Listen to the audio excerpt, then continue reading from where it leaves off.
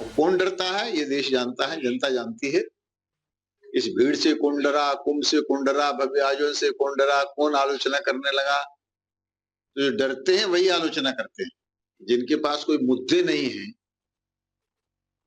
वो इसी प्रकार से अनर्गल प्रलाप करते हैं। उनमें से अखिलेश जी हैं, उन्हें कुंभ नहीं दिखाई दे रहा, उन्हें 2027 दिखाई दे रहा है कि उस कुंभ ने 2027 का परिणाम सुनिश्चित कर दिया।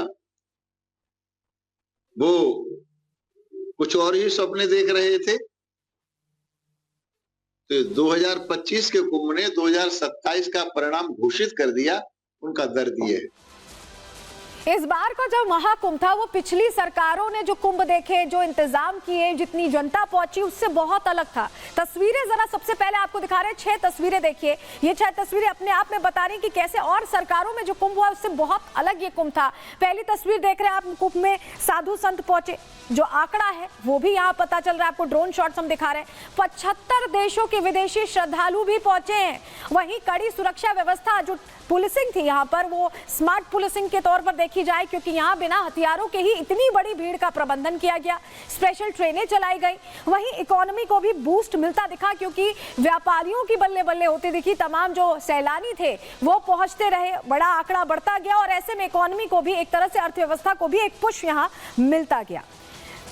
तो जो साक्षी महाराज कह रहे हैं कि ये 27 के परिणाम की ओर इशारा है, क्यों कह रहे हैं इसको जरा हम समझें, क्योंकि ये जो आंकड़ा है ये अपने आप में बहुत सारे सवालों के जवाब समेटे हुए जानकारी आपको दे रहे हैं। क्योंकि देखिए 45 दिन में 66 करोड़ 30 लाख श्रद्धालु पहुंचना, और ये श्रद्धालु जो थे, अमूमन क्या होता है कि हिंदुओं में भी अलग अलग पंथ हैं, अलग अलग जातियां हैं, लेकिन उसको देखें अगर तो यहाँ कोई जाति में यहाँ पर डिवाइडेड नहीं था, ये कहीं बटे हुए नहीं थे, ये बिल्कुल एकजुट एक साथ थे।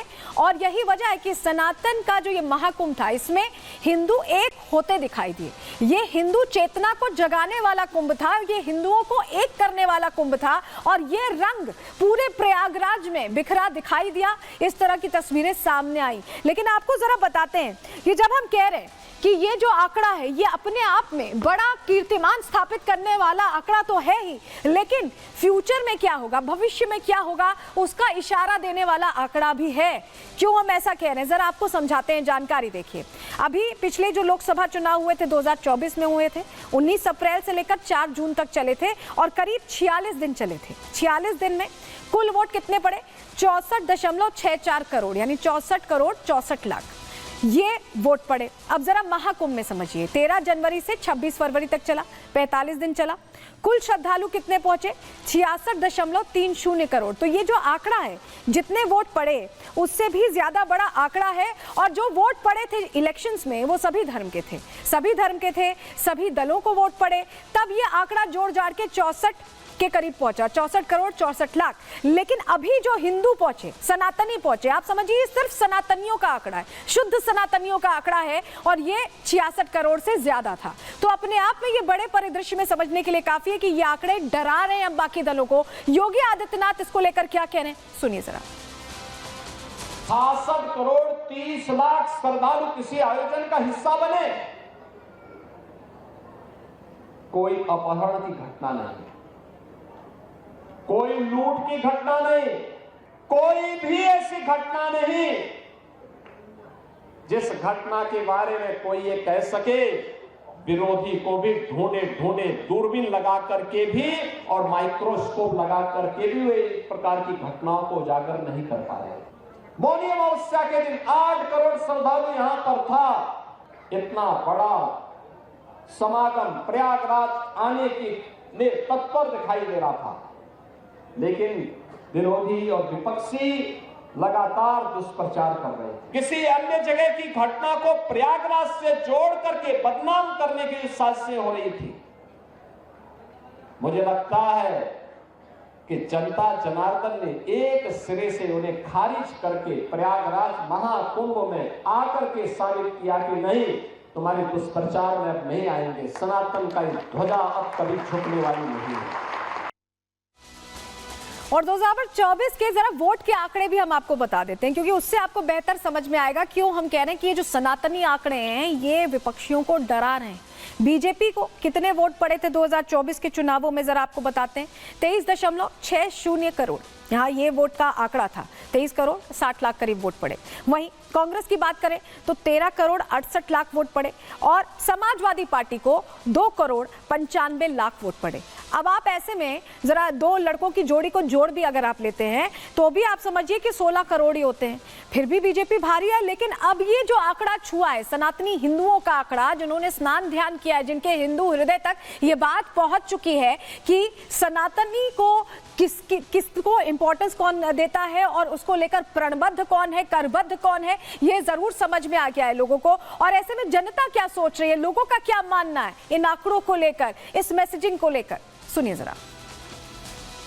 इतिहास में नाम दर्ज करा दिया है तो 27 का चुनाव तो निश्चित ही श्री योगी आदित्यनाथ जी और भारतीय जनता पार्टी के पक्ष में होने जा रहा है, इसका कोई मुकाबला नहीं है। 27 का चुनाव तो कन्फर्म है। प्रजाओं को ऐसी मतलब सुविधाएं मिली हैं जो आज मान के चलिए जब से महाराज जी आए हुए हैं ना तो देश स्वतंत्र है। बीजेपी के पक्ष में होगा। सब एकता का भाव सब में भरा हुआ है, कहीं पर कोई विवाद नहीं हुआ। बड़ी ही ईमानदारी निष्ठा से योगी जी काम कर रहे हैं ना। आपने लोग कह रहे हैं कि ईमानदारी और निष्ठा से काम हो रहा है, लेकिन फेक नैरेटिव भी जमकर फैलाने की कोशिश हुई और अलग अलग नेताओं के बयान इस दौरान हमने देखे। अखिलेश यादव ने कुंभ में व्यवस्था ठीक नहीं है कहा। इसके अलावा क्या कहा उन्होंने कि मौतों का आंकड़ा छिपाया जा रहा है जो घटना हुई थी उसको लेकर।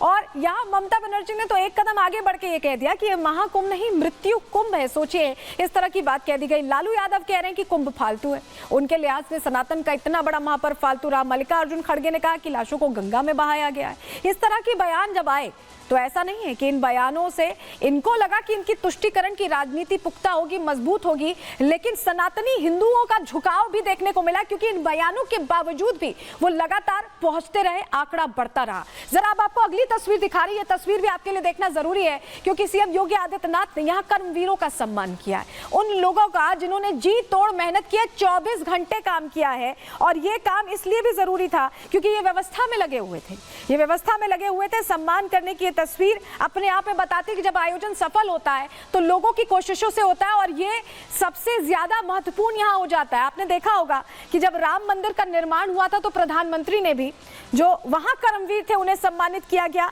और अब यहाँ पर भी उसी प्रथा को आगे बढ़ाते हुए जिन्होंने जी तोड़ मेहनत की है, 24 घंटे व्यवस्थाएं पुख्ता रखने का जिम्मा संभाला है, मेहनत की है, उनको यहाँ सम्मानित किया गया है। तो कर्मवीरों का सम्मान हुआ। सबसे पहले सफाई कर्मचारी, क्योंकि इतनी बड़े आंकड़े जब हैं तो इलाके को यहाँ स्वच्छ रखना सबसे बड़ी जिम्मेदारी थी। स्वास्थ्य कर्मी जिन्होंने लगातार मेडिकल एड दिया है उन लोगों को जो पहुंच रहे थे। इसके अलावा नाविक जो लगातार ले जा रहे थे लोगों को, वो व्यवस्थाएं देख रहे थे।